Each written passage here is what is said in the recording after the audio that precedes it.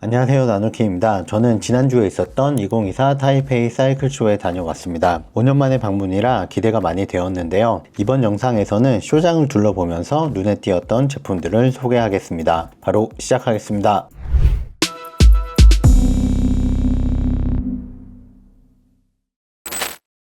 일단 시작에 앞서 타이페이 사이클 쇼에 대해 간단히 소개하자면 브랜드보다는 제조, 그러니까 대만이나 중국과 같은 아시아 제조사들을 한 곳에서 만날 수 있는 곳이라고 할 수 있습니다. 수요일부터 금요일은 해외 바이어, 관계자들을 위한 날이고 토요일만 대중에게 공개됩니다. 물론 자이언트나 메리다, 시마노, 슬램처럼 대형 브랜드들의 부스도 있지만 대부분은 해외 바이어들을 위한 전시회라고 이해하는 게 빠를 것 같습니다. 그렇기 때문에 사업을 위한 것이 아니라면 굳이 방문하지 않아도 되는 쇼라고도 할 수 있겠네요. 자, 여긴 TSB라는 중국의 티타늄 부품 제조 업체인데요. 최근에 3D 프린팅 기술이 각광을 받으면서 자전거에도 이러한 기술이 도입되고 있습니다. 사실 좀 되긴 했지만요. 여기 보이는 제품들은 3D 프린팅으로 만든 티타늄 러그인데요. 마감이 상당히 좋은 모습이죠. 트랙용 핸들바에도 적용된 모습을 보고 계신데 표면은 물론 후가공을 했겠지만 굉장히 마감이 좋습니다. 알로이로는 할 수 없었던, 카본에서만 보여줄 수 있었던 복잡한 형상의 마감도 3D 프린팅으로 깔끔하게 구현을 할 수 있게 되었습니다. OEM 생산을 주로 하고 있는 곳이라 앞으로 다른 해외 브랜드에서 만나볼 수도 있을 것 같습니다.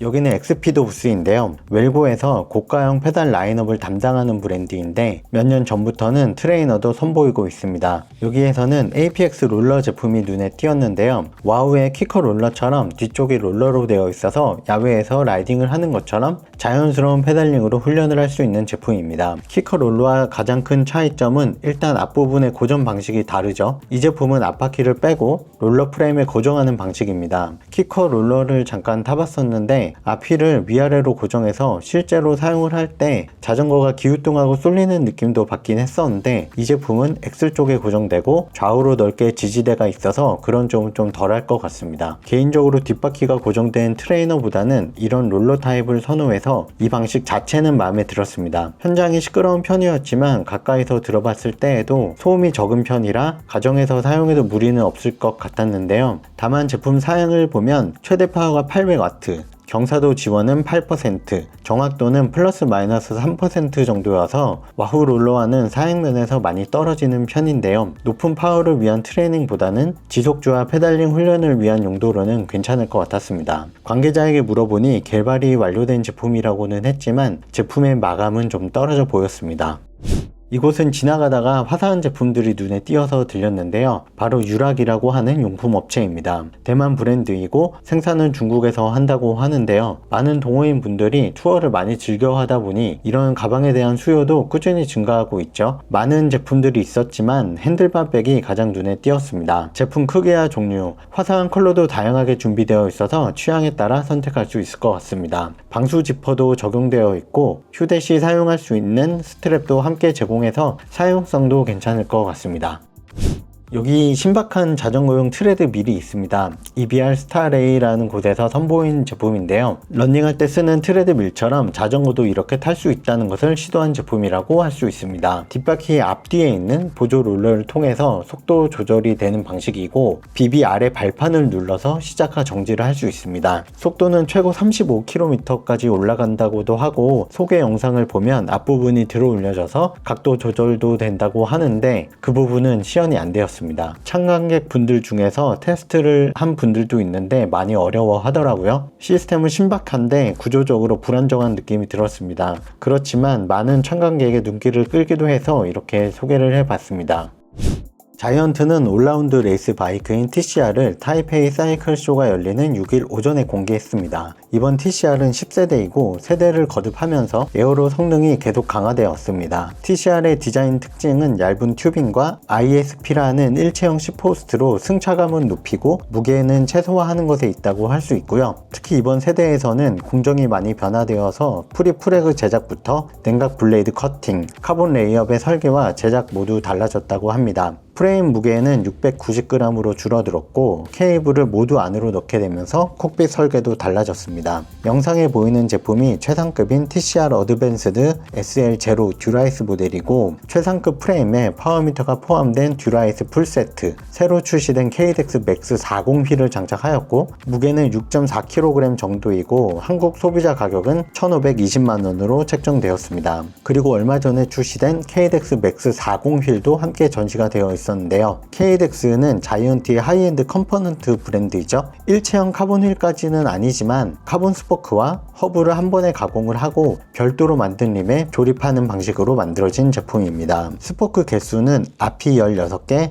뒤가 24개로 되어 있고 무게는 앞뒤 합쳐서 1249g입니다. 완전한 일체형 제품들보다는 무게는 좀 더 나가는 편이고 허브는 48T 레칫과 세라믹 베어링을 탑재했습니다. 이 제품은 플랜지와 허브가 한 번에 성형되는 일체형 형태를 띠고 있어서 스포크는 별도로 교체가 안 되고 훅리스 림이라 튜블리스만 사용이 될 것 같습니다. 플랜지와 허브의 형태가 예전에 출시되었었던 마빅의 R2R 시스템과 흡사한 느낌이 좀 있습니다.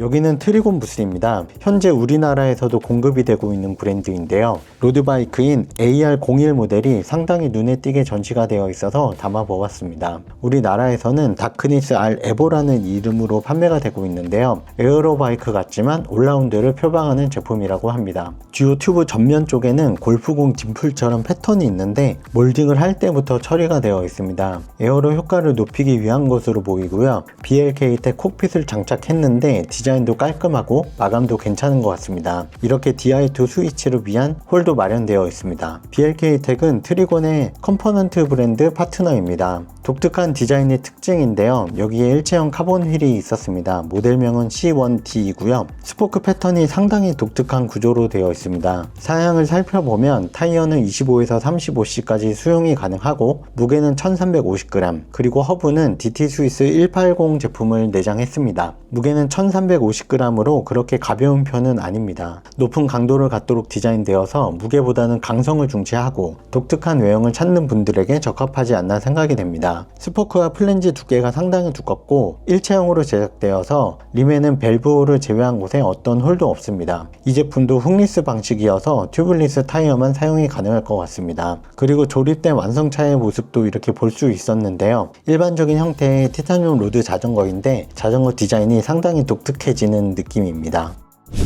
여기는 스코프 부스입니다. 스코프는 네덜란드에서 만드는 휠 브랜드인데요. 여기에 굉장히 핫한 제품이 공개되어서 많은 사람들이 방문했습니다. 바로 아텍이라고 하는 새로운 휠인데요. 눈에 띄는 점들이 많은데 그 중에 하나는 3D 프린팅으로 만든 허브입니다. 최근에 3D 프린팅 기술이 다양한 곳에 접목되고 있는데 이렇게 허브에도 사용되고 있네요. 재질은 티타늄과 알로이가 합성된 새로운 소재라고 하는데요. 생산 자체는 독일에서 이루어진다고 합니다. 1차적으로 생산을 하고 나서 다음에 이렇게 후가공을 거쳐서 만들어지는 것 같고요. 이름이 아텍인데 아마 아트와 테크가 합쳐진 게 아닐까 생각이 들었습니다. 베어링이 들어가는 곳이나 렛치 부분, 센터랑 마운트 부분까지 생산이 까다로울 것 같은데 프린팅 후에 CNC로 가공을 해서 완성하는 것 같았습니다. 앞 허브의 무게는 66g, 뒤 허브는 140g으로 총 206g입니다. 무게가 굉장히 가벼운 편이라 할 수 있는데요. 스포크는 보노와라고 하는 유럽산 카본 스포크를 사용하는데 뉴맨이라는 휠의 자회사격인 것 같습니다. 니프를 잡아주는 나사 사내는 사각형 형태로 되어 있어서 이 부분을 잡고 스포크 텐션을 잡게 됩니다. 그렇기 때문에 카본 블레이드가 상할 일이 없을 것 같고요. 카본림은 세 가지 프로파일이 있는데 45mm와 65mm 제품만 전시가 되어 있었고 22mm 휠은 별도로 미팅할 때만 보여주고 있었습니다.